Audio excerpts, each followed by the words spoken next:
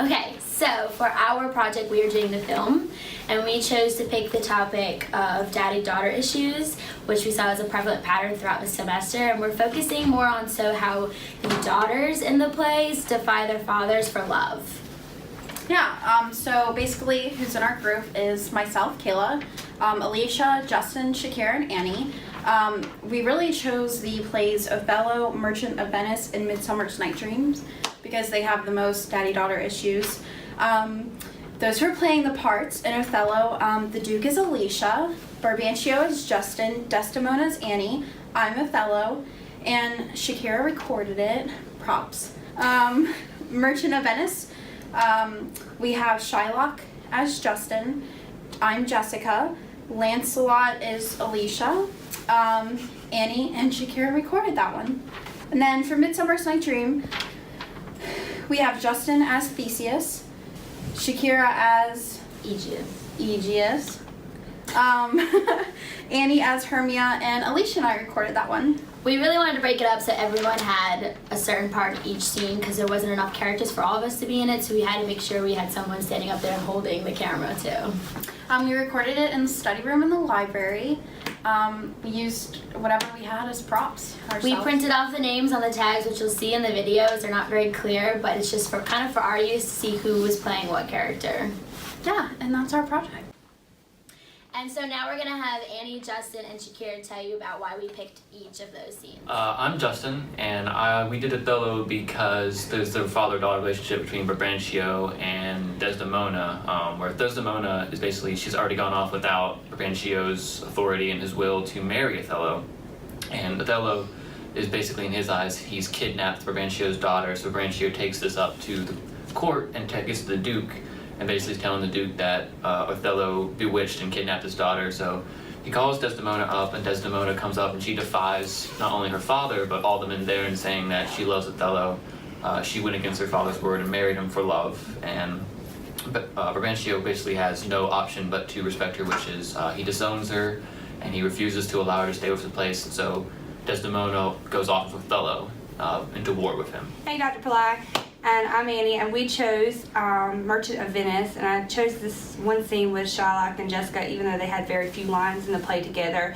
I wanted to showcase a scene where she's really just a brat towards her dad and doesn't really give a crap what he thinks or what he wants for her. And it's also the beginning of her plotting kind of to leave him and take all of his jewels and money with her. So I just feel like it's a good scene because it expresses where the disregard that she really has for her dad and what his true wishes are, even though he's being like completely teased by the Christians and tormented almost to a certain extent with his job and things. And those are things we should care about as a family dynamic and what our parents are doing or what's happening to our parents and what's happening to us.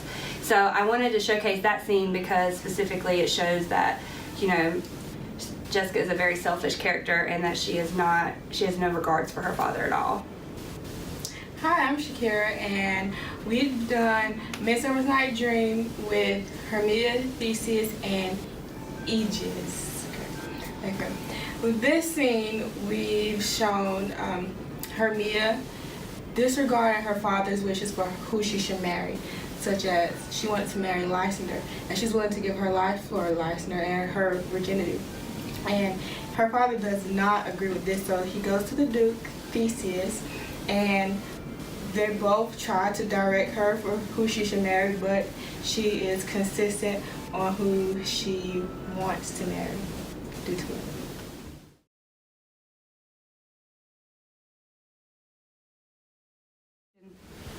Well, thou shalt see that I shall be thy judge, the difference of old Shylock and Bassanio. What, Jessica? Thou shalt not gormandize what thou hast done with me. What, Jessica, and sleep and snore in new apparel and out? Why, Jessica, I say. Why, Jessica? Who bid you call? I did not call. Your worship was wont to tell me that I could do nothing without bidding. Call you? What is your will? I am bid forth to supper, Jessica. These are my keys, but wherefore should I go? I am not bid for love, they flatter me. The prodigal Christian, Jessica, my girl, look to my house. I am right loath to go, there is some ill of brewing, and towards my rest, for I did dream of money bags tonight. I beseech you, sir, go. My young master doth expect your approach. so do I his. And they have conspired together. I will not say you shall see me masked, but if you do, then it was nothing but that my nose fell a-bleeding on Black Monday at last. At 6 o'clock in the morning, fell at ear on Ash Wednesday was 4 year in the morning. What are their masks? Hear you me, Jessica, lock up my doors, and when you hear the drum and the vile squealing of the wry-necked life, clamber not you up to the casements then, nor thrust your head into the public street, to gaze on Christian fools with varnished face, but stop my house's ears, I mean casements. Let not the sound of shallow foppery enter my sober house.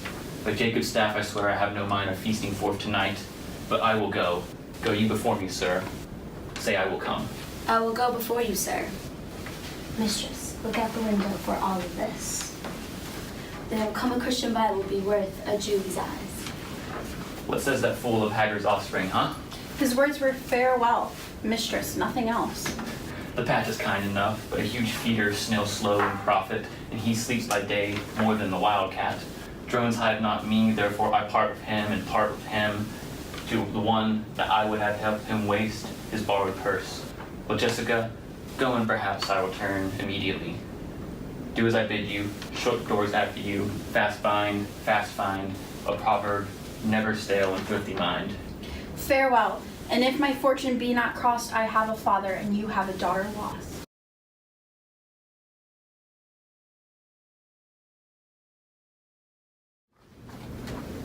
I think this tale would win my daughter, too. Good Brabantio, take up this mangled matter best. Men do their broken weapons rather use than their bare hands. I pray you, hear her speak. If she confessed that she was half the wooer, destruction on my head, my bad blame. Light on the man. Come here, gentle daughter. Do you perceive in all this noble company who you most owe obedience? My noble father, I do perceive here a divided duty. To you I'm bound for life and education. My life and education both do learn me how to respect you. You are lord of duty, and here am I your daughter. And here's my husband. And so much duty as my mother showed to you, preferring you before her father, so much I challenge that I may profess due to the more, my lord. God be with you. I am done. Please at your grace, move on to state affairs. I had rather to adopt the child. Come hither, Moor. I hear to give thee that with all my heart, which thou hast already. With all my heart I would keep from thee. For your sake, Jewel, I am glad at soul I have no other child, for thy escape would teach me tyranny, to hang clogs on them. I am done, my lord. Let me speak like yourself and lay a sentence, which the guise are set may help these lovers into your favor. When memories are past and the griefs are ended, to mourn a mischief that is past and gone is the next way to draw new mischief on. The rob that smiles steals himself from the thief. He robs himself that spends a bootless grief. So let the Turk of Cyprus us beguile. We lose it not so long as we smile. He bears the sentence well that nothing bears but the free comfort from which thence he hears. But he bears both the sentence and the sorrow that to pay grief must of poor patience borrow. These sentences to sugar or to gall, being strong on both sides, are equivocal, but words are words, and I never yet did hear that the bruised heart was pierced through the ear. I humbly beseech you, proceed to the bear of the state. The Turk with the most mighty preparation makes for Cyprus. Othello, the fortitude of the place is best known to you, and though we have there a substitute of most allowed sufficiency, yet opinion and sovereign mission of effects, there's a more safer voice on you. You must therefore be content to slubber the gloss of your new fortunes with this most stubborn and boisterous expedition. Most humbly, therefore bending to your state, I crave fit disposition for my wife, due reference of place and exhibition, with such accommodation and besort as levels with her breeding. Why at her father's? I will not have it so. Nor I.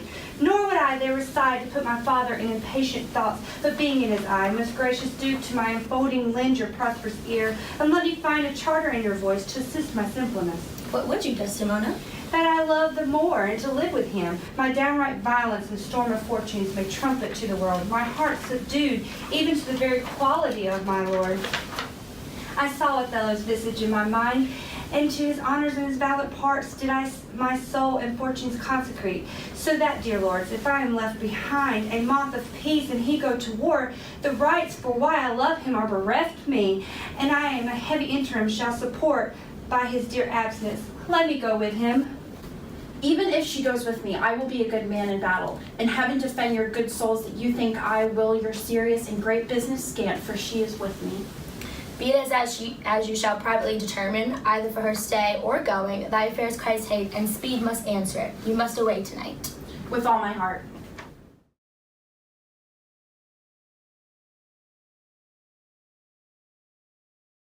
Yes, our renowned Duke. Thanks, good Aegeus. What's news with you? Full of vexation, I come with complaint against my daughter, Hermia. Lysander is trying to marry my daughter, and I didn't even give him consent about it. He gives her bracelets with hair and rings and gauds and conceits and trifles and sweetmeats and messengers. He's turning my daughter into a monster. As she is mine, I may dispose of her, which shall be either to this gentleman or to her death. What say you, Hermia? Be advised, your father should be to you as a god. He has composed you, your beauties, a form of wax, and imprinted within his power to leave the figure or disfigure it. Demetrius is a worthy gentleman. So is Lysander. In himself he is, but in this kind you should listen to your father's voice and hold it worthier. I would if my father would look through my eyes. Rather you look with the judgment in your father's eyes. I do entreat you, your grace, to pardon me. I know not by what my power I am made bold, nor how it may concern my modesty. In such a presence here to plead my thoughts, I beseech your grace that I may know the worst that may befall me in this case if I refuse to wed Demetrius. Either to die to death, or to abjure forever the society of men. Therefore, fair Hermia, question your desires. Know your youth, examine well your blood, whether or not you will yield to your father's choice. You can endure the livery of a nun, for to be in the shady cloister mewed, to live a barren sister all your life, chanting faint hymns up to the cold, fruitless moon.